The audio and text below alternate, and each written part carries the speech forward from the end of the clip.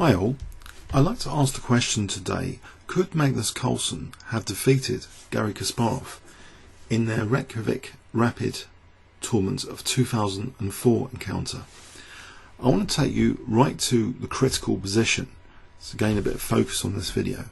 The game has been fully annotated along with the other game in that tournament on separate videos, which I'll give a link in the description. This is at move 20, King H1, and from an engine perspective, Kasparov playing black is very nearly actually equalising with the move B5, which supports the knight on C4. You'll notice in this position there's a bit of pressure on the C file that White enjoys. On the other hand, White has an isolated pawn here. There could be a potential blockade square on D5. Interestingly, in this position, instead of B5, which does offer a very secure looking position, except that the bishop is trappable here with G3, so it would have created some interesting imbalances, but maybe even stronger than G3. F4 is another idea. If bishop takes F4, now apparently White is actually having a very interesting position after knight BC5. There might be an advantage here, so this is possibly the real reason why Kasparov avoided this kind of thing. White enjoys some F-file pressure, and it looks as though there might be some dangers ahead in this sort of position. Say like this, Queen takes F4, takes, and in this position White is slightly better, but it's not that clear here. Another way of handling this position after B5 is G3, but here Black can play bishop takes H3, and it's not so clear. Say King takes H2, bishop takes, rook takes, G takes, and there's an amusing continuation here with knight takes F6 check, which appears to be quite deadly because of this Queen H7 idea, but in fact White is not quite there with a knockout blow in this position. If we reach here with the king on F5, apparently it's just drawing with perpetual check here. So what Kasparov played in the game after King H1 was safeguarding this C4 knight, not with B5, which would allow this bishop to be trapped, but actually by playing knight D6 seemed to be, at least to him, perhaps the safer option. So here though, the engine evaluation is technically nearly approaching +2. It's a 1.76 technical evaluation, but it's quite a difficult position to actually win, even if White might go a pawn up. So let's see. King takes H2 is the recommended move from engine. It's just going into this discovered check. So knight takes E4, discovered check, and we saw bishop E5, and the knight has to go into what seems to be a very horrendous pin with knight D6. And it's here that Magnus looked at this pin and perhaps thought the best way of exploiting this seemingly really dangerous pin was to play Queen C5. And this is one of the first critical points of investigation. The time control being rapid is not actually the standard 30 minutes that you get in the old rapid time controls without Fisher clocks. It was actually 25 minutes plus 5 seconds increment per move. So if a clear enough position could be reached, maybe with the 5-second increment, it might actually be possible to convert it. That's something to bear in mind with the increment time clock. But at least from a theoretical perspective, we can try analysing this position. From a practical perspective, it's always going to be difficult, even if winning 1 or 2 pawns, because in this position there are opposite coloured bishops, and this is an isolated pawn as well. White hasn't got enough pieces to get a convincing attack that easily here, although it does look as though maybe there's a potential sometimes for a rook left. But let's see, the most important factor at the moment to focus on is this pinned knight. Now Magnus's move was Queen C5. There's another interesting move prompted by engines, D5. D5 leaves the queen kind of loose, and maybe Magnus didn't like this particular aspect because the queen being unprotected here can lead to actually a move like Queen D7 carrying with it, well, not immediately Queen D7, but in principle Queen D7 to F5 would challenge the Queen, but Rook D8 here is also possible. In fact, Queen D7 is the move which engines like the most if you give this quite a significant amount of time for that immediate hit on the Queen, the loose Queen here. So say D takes, B takes, we can resourcefully get out of the pin, and there's actually no point in playing Rook D1 here because of this Queen F5 move in this position. This position is there's just not enough advantage to have real confidence it can be truly winning. If we have a look after D5 instead at Rook D8, this might be a little bit inferior after the move Knight D4, and White is now threatening the deadly Knight B5 using that pin on the C pawn. The Queen is loose as well on C7, the Black Queen, but Queen D7 here, and again with this Queen F5 idea, Black is close to being equal, even if he loses a pawn here on C6 like this. Knight takes C6. Black can now, after moving the Rook, have this idea of Queen F5.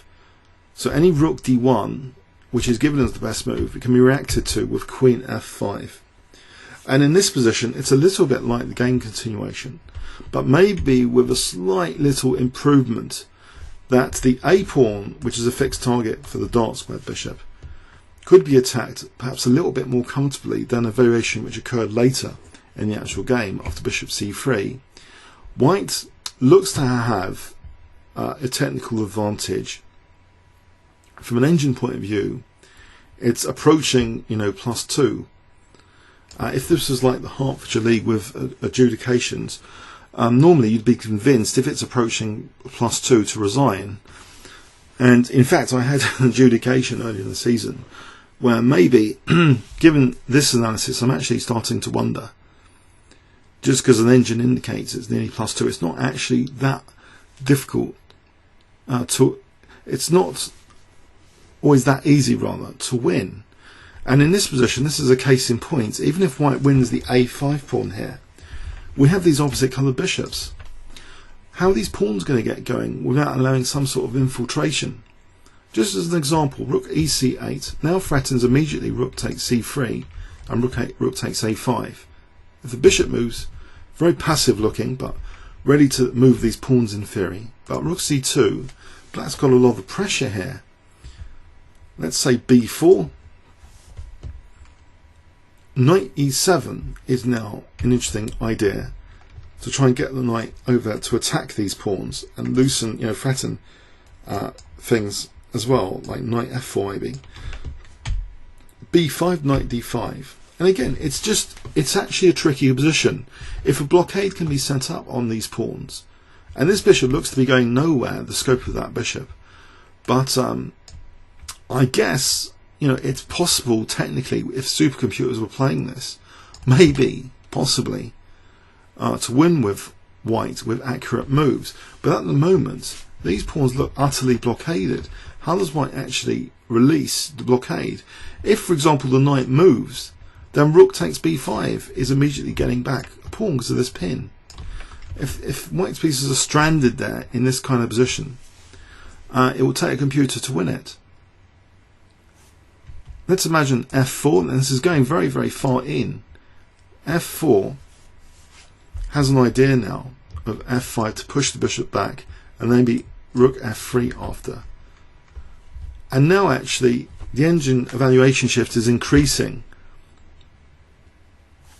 If Black responds with F5, it's a case of breaking down Black with the extra pawns on the queen side, but it's opposite coloured bishops. Rook F3, King H7,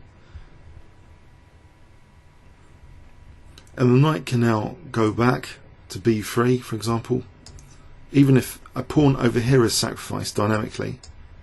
This kind of position might actually help white's cause a bit after rook b4. It looks as though the pawns are ready to roll, and this might be possible to consider some winning opportunities. But maybe the king's going to have to get involved, marching to put black under more pressure. This is a long, long way off the game continuation.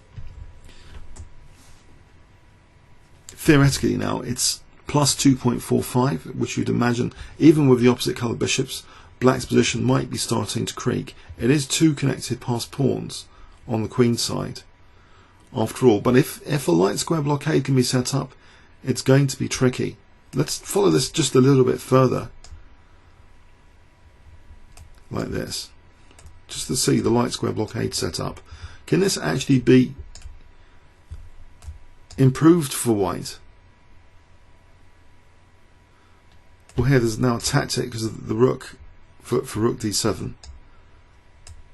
If the king's forced back in its box, because king g4, rook takes a5, it's dangerous. If the king's over here, how does white actually win this? Well, rook d7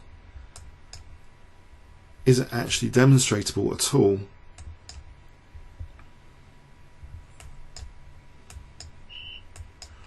We're a long way off in this endgame.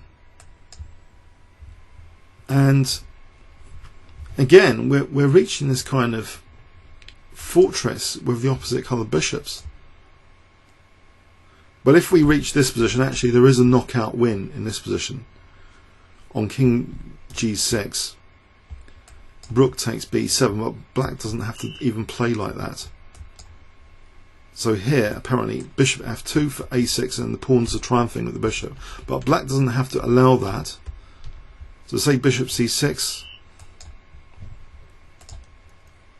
rook c7. Can this light square blockade be maintained?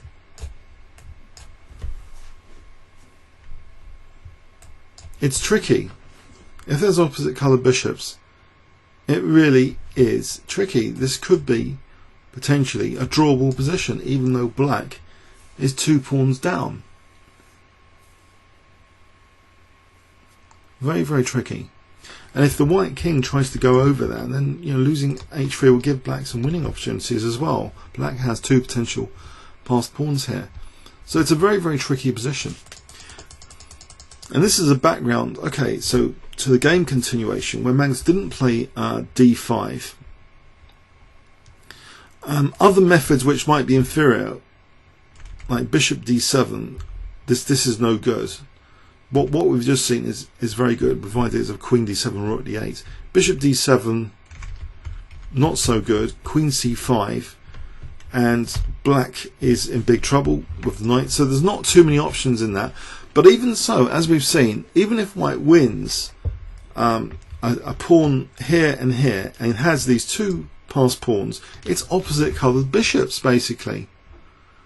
In the game we saw Magnus playing queen c5, and we have this position, rook d8, d5, and it looks quite similar, except the white queen isn't loose here on c2. Queen d7, that gets out of the way of this knight d4 to b5 business. Queen d7, so knight d4 now. And Kasparov in this position, he's faced with losing a pawn, but he welcomes it. Knight f5. It's opposite coloured bishops again. So he did lose 1 pawn. And in this position, the rook is being chased to e8, rook d1. And the queen is coming off what seemed to be, to a lot of people on chessgames.com, like here was another potentially winning in inverted commas moment, where there's a kind of weakness of the last move. Well, forced. Where else was the queen going exactly? But in this position, a lot of attention was drawn for here to play, instead of what Magnus played rook fe1, to play bishop c7, which is going for that pawn. We reach an analogous situation where white's winning these pawns, but black has a lot of resources here still. Let's go with queen b3, queen b5, queen c2. Now there's a threat of bishop a6 because the queen's protecting f5 here, but bishop a6 threatening to skewer, so that's why this queen is kicked. queen d2, and now white is apparently safe to take on a5.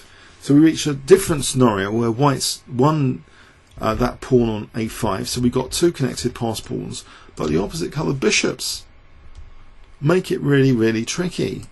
If bishop d7, for example, queen c5,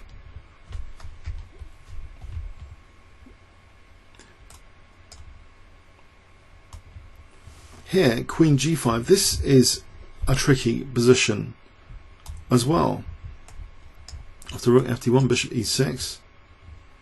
Slightly different though. That there's some tactics here. We can get the queens off, and again we're left with this situation where it's always possible to. It's more easy to fight here with the opposite colour bishops. Basically, there was something very, very interesting though in an earlier variation, and that ends there. In this position, there was a losing method for black, which was interesting. If black played bishop d7 here instead of queen b3, so bishop d7 has pointed out a fantastic resource in this position, which was actually knight b8. So this has been documented. Knight b8. The engine Houdini comes up with this move as plus 2.83. What does it actually do? It's very, very clever. It's potentially just winning the exchange after disconnecting the rooks. What else is black doing? White is threatening now knight takes. If bishop takes a4, then rook fe1 is pretty vicious. The queen can't protect e8 via d7. If queen c8 here, then we just take on e8 and we just play rook d8, just winning the queen. So this disconnection of the rooks is very interesting resource here. If rook e takes b8, we take on b8, and the point is that after rook takes b8, we have queen c7. So it's essentially winning the exchange, this continuation. It's going the exchange up, and this is actually quite winnable, but it wasn't forced. By black playing instead this idea of queen b3, it doesn't matter about losing the two pawns, especially in a rapid time control. The practical difficulties of playing such positions like this with the opposite colour bishops, it's just a lot. It's huge. I mean, queen g5 is not even forced. We can even go with bishop e6 here. And again, it's just quite tricky.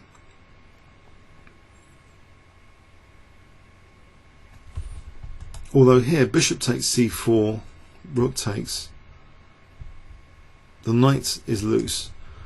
This might be better to get rid of the opposite colour bishops for white. Although it looks a bit scary, black's activity. This looks as to be a tumbling position for black potentially. It's gone up to plus 3.17. So as long as black maintains the opposite coloured bishops by playing rather like with queen g5, just inviting exchange of queens, the advantage can be kept to less than -3 here. And we have a position which is theoretically incredibly hard to win. Even these double pawns, you might think, well, can we attack that? It's like white's pieces are having a hard time getting back into the game here after winning that material as well. But okay, so this kind of position again is just tricky. Not knight f4, knight b4 or g6. It's a kind of virtual fortress. Now in the game, Magnus had just won one pawn in the game continuation. Just as a reminder what happened in the game. So Magnus had won one pawn on c6, and he didn't go with this bishop c7. He went with rook fe1. And the opposite coloured bishops really, well, black was threatening mate here. Queens came off, and this was just, you know, just with one pawn up. a5 still a target to the dark square bishop, but this was quite, you know, possible for Kasparov to draw. He can just attack white's pawns as well. on light squares, and so white had the passed a pawn, and it was hopelessly looking like a draw. This scenario, where there's always a counter attack now on g2 imminence, even after black potentially weakens f6. There's not enough time because the bishop f1, and here they had agreed a draw. So really, I think this idea that Kasparov had any potential, he missed any potential, rather Magnus missed a potential opportunity to win. It doesn't seem there. I haven't found evidence for it. And what brought this up is a recent video because of the upcoming Magnus Carlsen against Fishy Allen match, where Kasparov indicated as though Magnus was close to winning. I'm not really convinced myself. I think the opposite colour bishops always gave black, even 2 pawns down, a fighting chance to draw. Comments or questions on YouTube? Thanks very much.